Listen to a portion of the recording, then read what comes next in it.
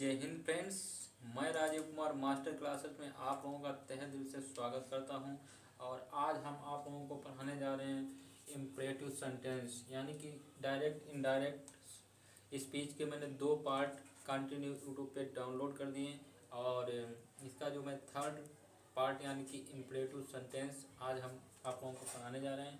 और assertive sentence और interrogative sentence, ये दोनों पार्ट्स मैंने यूट्यूब पे डाउनलोड कर दिए हैं। आप लोगों ने देखे होंगे उनको और उससे काफ़ी कुछ सीखा होगा।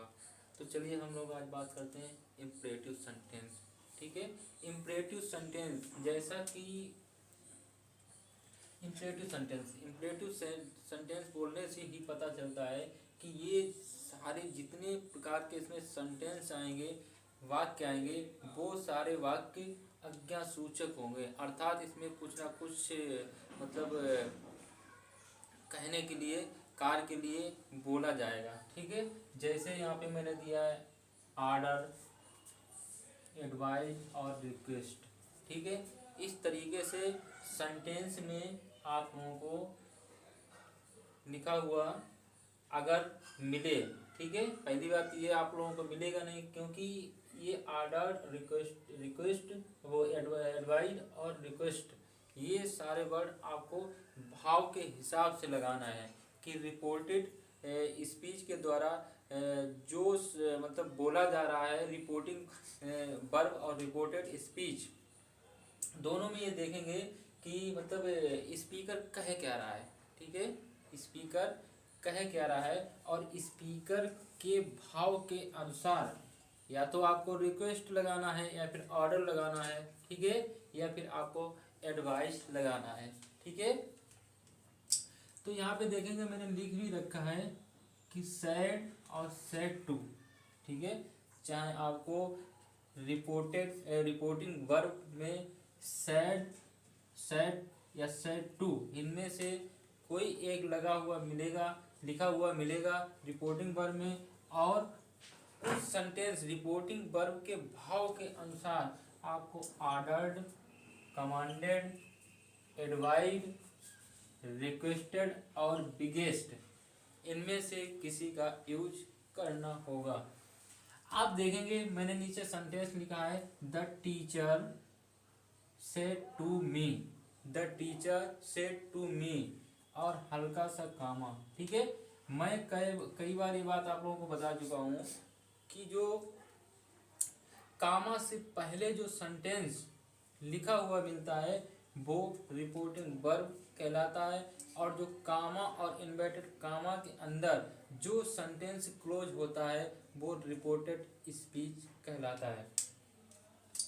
इसके बाद देखेंगे कि द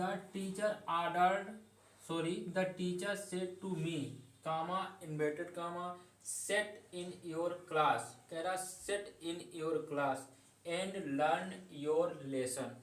अध्यापक ने बच्चे से कहा कि तुम जाओ अपनी क्लास में बैठो और अपना लर्न यानी कि लेसन लर्न करो। लर्न मीन्स याद करना।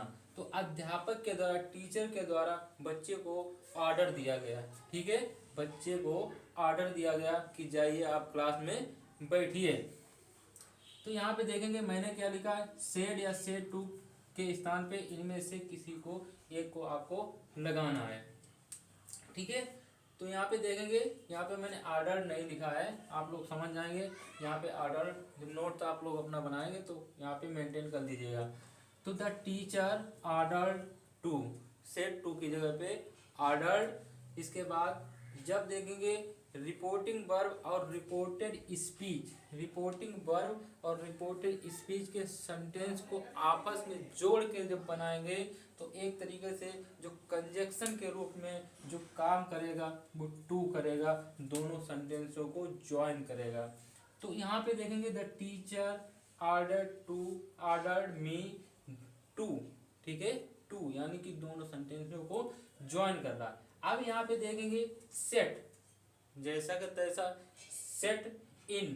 ठीक है, यहाँ पे सेम है, यहाँ तक सेट इन। ठीक है, फिर देखेंगे यू, अगर यू की फैमिली से चाहे पजेसिव केस हो, चाहे ऑब्जेक्टिव केस हो, ठीक है, चाहे सब्जेक्ट हो, उसको हमेशा किस में चेंज करते हैं, रिपोर्टिंग वर्ब के ऑब्जेक्ट के अनुसार, ठीक है।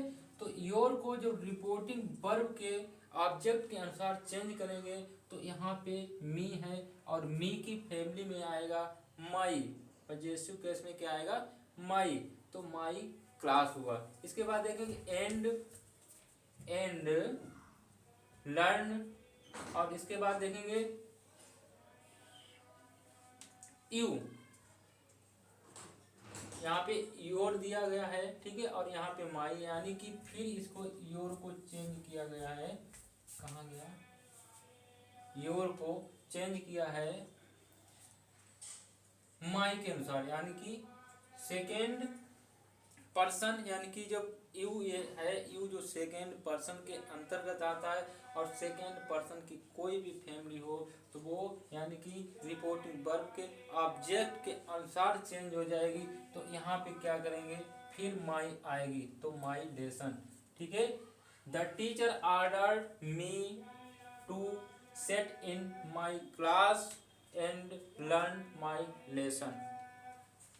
इसके बाद देखेंगे नेक्स्ट सेंटेंस कि रिपोर्टेड स्पीच वोकेटिव नाउन को रिपोर्टिंग वर्ब का ऑब्जेक्ट मान लेते हैं, ठीक है।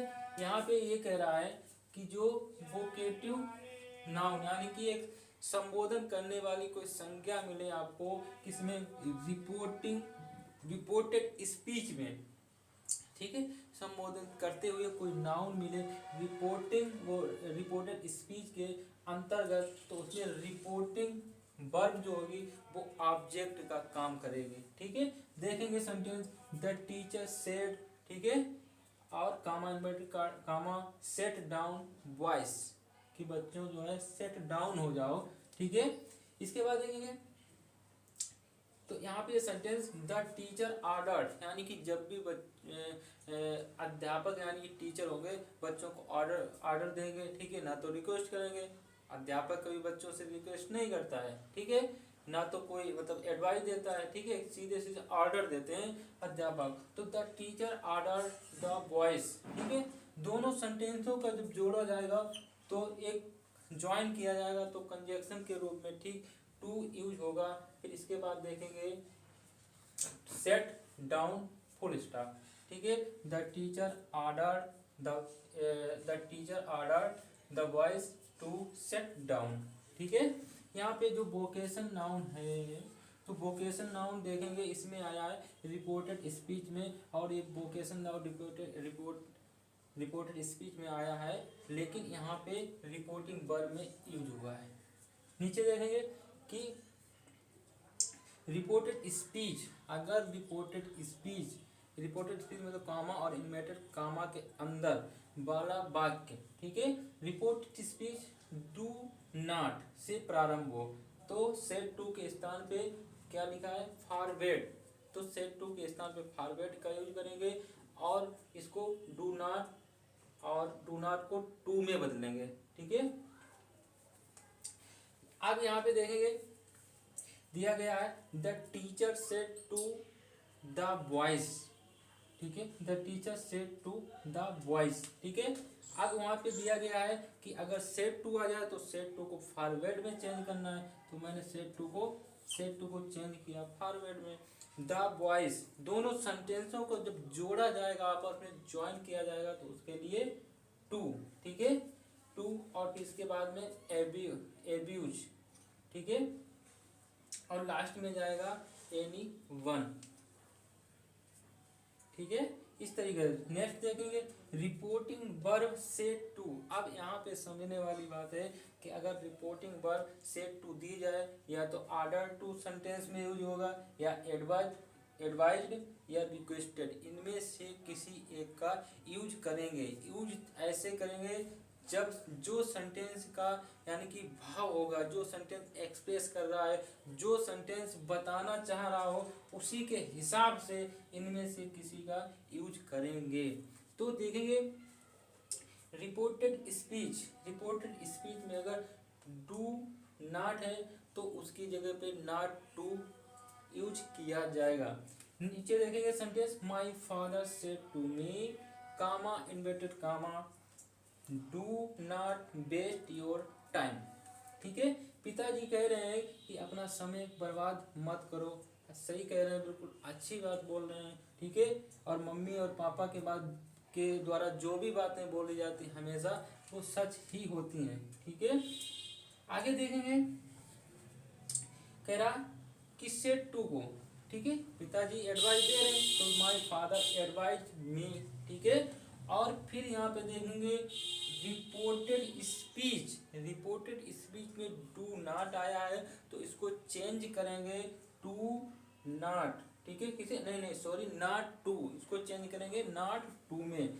तो यहाँ पे माय फादर एडवाइस मी और डू नॉट को चेंज किया नॉट टू और वेस्ट माई टाइम। ठीक है,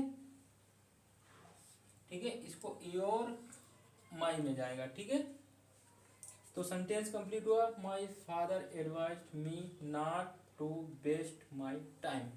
इस तरीके से ये इम्परेटिव सेंटेंस का पार्ट 1 क्या है, पार्ट 1 इम्परेटिव सेंटेंस का पार्ट 1 कंप्लीट होता है। और इसको जब आप थोड़ा 2-3-4 बार रिवाइज करेंगे तो सही तरीके से पूरा समझ में आएगा और बढ़िया तरीके से आप लोग नोट्स को मेंटेन करते रहिएगा। इसका एक और पार्ट बनेगा और दूसरे पार्ट में मैं इम्परेटिव सेंटेंस ख़त्म कर दूंगा। ठीक है, और दोस्तों इसी तरह से चैनल को ग्रोथ करवाते रहिएगा और आने वाले समय में और भी काफ़ी मैं चेंजमेंट करूँगा और भी अच्छी तरह से आप लोगों को मैं मतलब यूट्यूब पे पढ़ाऊँगा। और इसी तरह से प्यार और सहयोग बनाए रखिएगा।